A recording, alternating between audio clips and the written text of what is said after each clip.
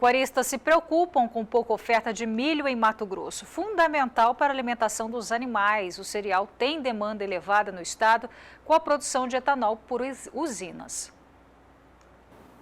Olá! Mato Grosso, além de ser o maior produtor de grãos, detém o maior rebanho bovino de corte do país.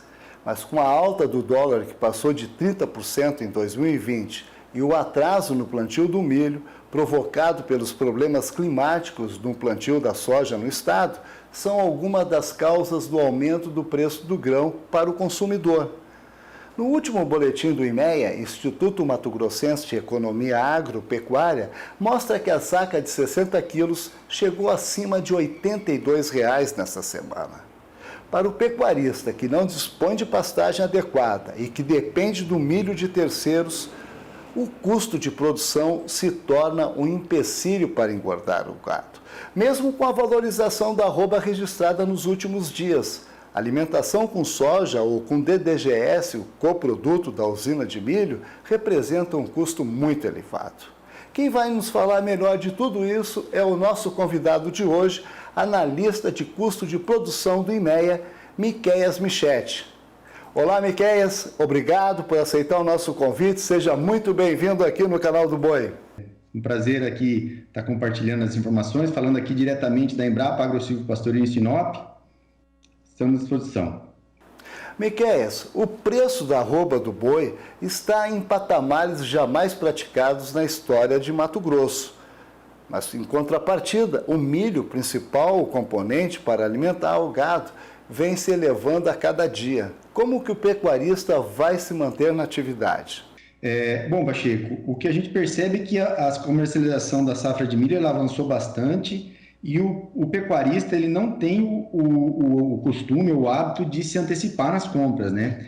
Isso é uma forma de travamento de preço observada na suinicultura, na avicultura, né, sistemas das integradoras, mas o produtor de pecuária, ele acaba comprando o milho, o excedente de produção, e o que a gente está vendo esse ano é que não vai haver um grande excedente de produção, haja visto que 60% da comercialização da safra que ainda vai ser plantada, né, já está negociada. E com relação aos preços, ele também segue na mesma tendência. A gente tem aí um avanço no preço que saiu ali na casa dos R$ 35,00 que estava em julho, foi para R$ 65,00 nas negociações de janeiro. E o produtor tirou o pé, já visto que a gente não está tendo grandes avanços na negociação por conta do atraso no plantio, né? A soja teve um atraso no plantio, isso vai reverberar aí no plantio do milho e vai ter um atraso também no plantio. Então, o produtor está tentando se comprometer aí com 60%. O excedente é que vai ficar aí para comercialização. Agora, a que patamares de preço a gente ainda não sabe, ainda é uma incógnita. O que se espera é que seja comercializado a preços acima dos 65 que estão sendo praticados em janeiro, o que dificulta bastante a vida do pecuarista, sobretudo do confinador. Então, Miqueias, resumindo o que você falou, aquele pequeno e médio pecuarista, suinicultor ou avicultor que depende do milho para sua produção e que não fez o travamento de preço é o que vai ter mais dificuldade? A gente tem as grandes integradoras aí, os grandes produtores, mesmo os produtores independentes, eles têm mecanismo de armazenamento ou de travamento de preço, né, para o produto. O pequeno produtor que deixava para comprar a produção no momento da colheita, né, ao contrário do que se via em anos passados, onde o preço de comercialização caía bastante, o que a gente tem visto e previsto para esse ano é que ocorra um inversamento dessa realidade. A gente tem preços praticados hoje, que a gente chama de balcão, acima de R$ 80,00 em Mato Grosso. Isso nunca fora visto, né, anteriormente. E compromete, sim, o custo de produção de quem não tem o seu custo travado, o seu armazenamento e o seu custo de aquisição do insumo travado. Ok, Miqueias, mais uma vez, muito obrigado pela sua participação aqui no canal do Boi. Obrigado, Pacheco. Um abraço a todos. Um dos grandes problemas para o crescimento da boiada nacional e até para a alimentação do rebanho é a pastagem. Mas esse assunto é para o repórter José Cunha. Mesmo com o crescimento da produção e números expressivos em exportações, a pecuária brasileira enfrenta fortes desafios com graves problemas de pastagens degradadas em todas as regiões do país. Normalmente as pastagens são plantadas em áreas de baixa fertilidade, regra geral, e não se põe nutrientes. A média no Brasil de adubo gasto por hectare em pastagem é 5 quilos por hectare. É nada, você não repõe. Aquela erosão de porteira, aquele cálcio, aquele fósforo, tudo que sai com os animais quando saem da fazenda, era o que tinha ali. Então hoje no Brasil é um desafio do ponto de vista de sustentabilidade. Segundo o agrônomo, são 4 os fatores que contribuem hoje para a má formação de pastagens no Brasil. O Brasil tem uma excelente pesquisa em pastagens tropicais. O Brasil hoje rivaliza com a Austrália, rivaliza com outros países do mundo nessa área. Nós temos a Embrapa, temos universidades, temos empresas privadas, isso funciona. Só que essa pesquisa não chega ao universo de quase 5 milhões de propriedades rurais. Então você tem um gap entre a pesquisa e chegar no produtor. Esse produtor, ele é um produtor descapitalizado, ele não tem renda. O que acontece? Banco não gosta de emprestar para quem não tem, quem precisa, gosta de emprestar para quem não precisa. Então o que acontece? O acesso a crédito é mais complicado.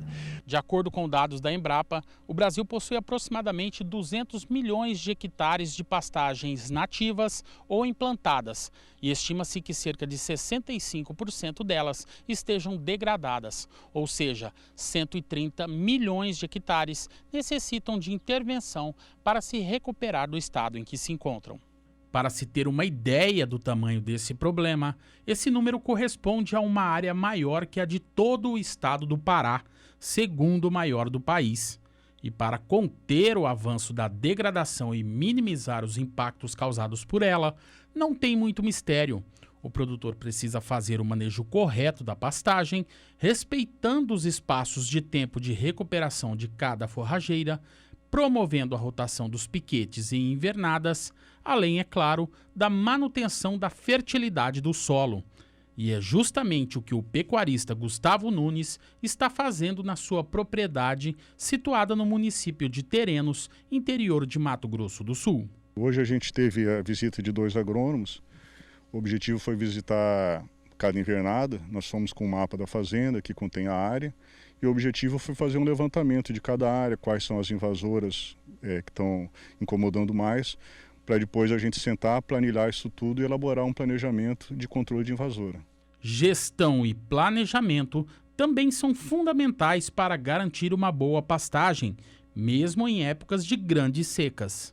O segredo é você respeitar a altura de entrada e de saída, fazer um planejamento, você precisa conhecer o tamanho certo da sua área, quantos hectares tem ali, fazer um cálculo de quantas UAs é recomendável para aquela área, respeitando a época do ano, né? Porque uma coisa é agora, por exemplo, que está chovendo na época de verão, e no inverno a lotação é bem mais baixa. Então, se você conseguir fazer esse planejamento, você vai ter êxito e vai ter uma pastagem praticamente perene.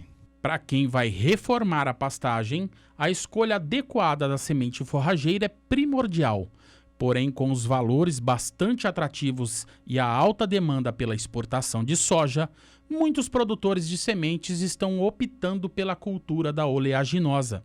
E isso vem provocando aumento nos preços das variedades e até mesmo a falta de sementes disponíveis no mercado. A grande parte migrou para a soja em função dos preços da commodity. Consequentemente, tivemos uma menor área plantada e problemas climáticos causaram uma menor produtividade. Somando os 2 fatores e ainda preço de arroba em alta, um ano bastante positivo, uma demanda bastante aquecida, a quantidade de produto, a oferta de semente forrageira foi bastante reduzida ao longo da safra e nesse momento, nós já estamos indo para a parte final da safra, algumas cultivares já faltam, né? Há algum tempo já vem faltando no mercado algumas cultivares que o produtor queria utilizar ou preparou a área, chegou para adquirir e não consegue comprar, além de ter que pagar mais caro em função do arroz com feijão, e as principais cultivares também ficaram bem mais caras nessa safra.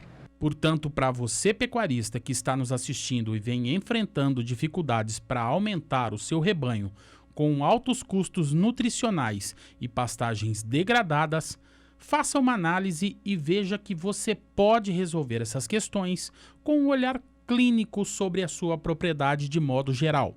A pecuária brasileira agradece. Não existe maneira mais barata, mais eficiente de produzir carne e leite sem ser com pasto. O animal, o ruminante, ele é capaz de transformar essa fibra em proteína. E esse é o grande papel do animal no processo. Então, esse modelo aqui, que é o modelo econômico, que se gasta 2, 3 arrobas por hectare de insumos, você retém no primeiro ano, você retorna o produto para você. E aí você tem 4, 5 anos pela frente, você alta produtividade. É um processo, não existe motivo de falar assim, a pastagem degrada. Ela não degrada, ela não é manejada corretamente e não é mantida, não está repondo os nutrientes dela. Faz a reposição de nutrientes, maneja adequadamente, ela fica ad eternum. Nós temos que encarar isso aqui como encara o agricultor. Qual é o agricultor que planta sem botar adubo? Raríssimo, não existe quase. E o pecuarista tem que pensar isso também. O adubo é um elemento importante, tão importante como o touro, tão importante como o sêmico, tão importante como os vermíferos. Por quê? Porque ele vai fornecer alimento a um custo razoável para o gado dele.